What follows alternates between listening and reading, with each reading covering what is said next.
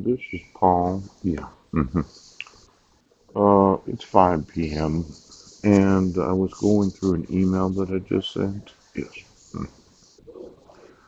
I downloaded what was called RI.PDF. Yeah. And if you're in the police department, the sheriff's department, or any oath of office, I've sent this document approximately 2 million times. Yes. Now, there's a good possibility, okay, that there's some refusal to enforce the actual laws. So I thought we'd look at it together. The certified copy? Yes.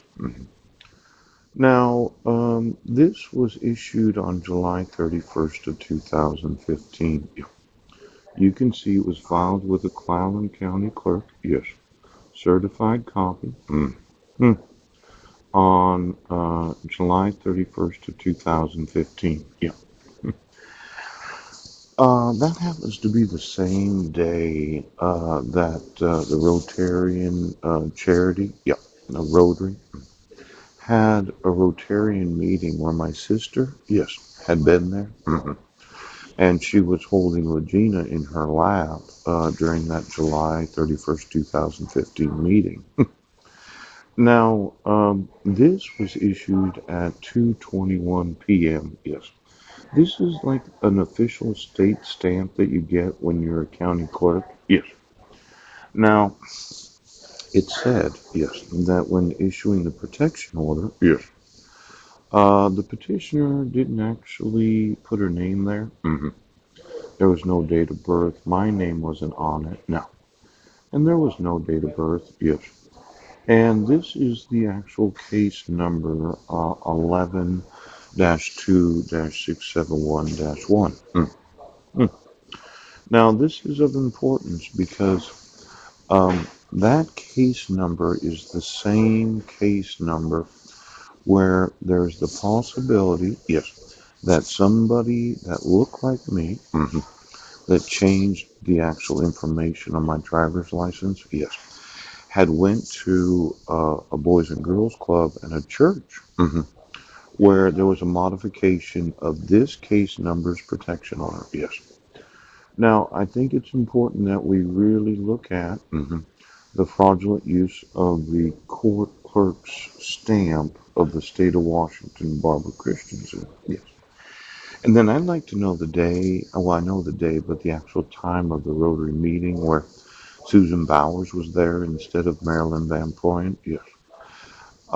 Because there was pictures taken during that meeting, and it says that Mike was receiving some sort of support from his wife, but it's not her actual image. Yes. Now, this protection order that was issued on July 31st, 2015, yes, at 2:05 p.m. You'll notice that this time is the exact same minute, yes, of the protection order that was signed at that exact same minute, 2:05, yes. But what's really weird is a lot of these county court clerks, they have, it's kind of like a clock. Have you ever, let's say you went to work, yes, and they have like a clock where you clock in and you clock out, yes. Now, some of these stamps that you get from the state, yes, you can't tamper with the actual information. Now, as much as we want to believe that she stamped both of these exactly at 2:21 p.m., yes, I'm thinking it could have been 2:22 or 2:20. Oh. Now, can you tell me these state court seals that you get as county clerks? Because I was reading through the actual Washington State Constitution. Yes, and county court clerks would mean that both Barbara Christensen, yes, and Christy Miller, yes, if they were both involved in the fraud of issuing this item, yeah, they were probably involved in the fraud of the last 8 years, yes. Now it turns out, okay, this was not written by Brent Basden. Now, 112006711. Yes. Because if you look at it, on the actual weapon surrender form, little different handwriting. Yes. Now it's odd that Brent individually took it upon himself to issue this writing. But he filled in the information of the court case number on the weapon surrender form. Now you can see here 112671-1. Yes. But it seems to be missing a couple zeros there. Now, if I was to really think about it, okay, 112671-1, yes. And then if I went over here to 112671, I'm having to do this from memory. 112671-1, 112671, 2-671. Um, is there something missing in the actual um, court case number? Yes. Now I can look at my documentation, and I probably will. Yes. But it seems that both county court clerks, yes, have been involved in a fraud. Yeah. For 8 years. And as much as I'm not a nice American citizen, Sheriff, yes, I will put both of them in prison for the rest of their lives.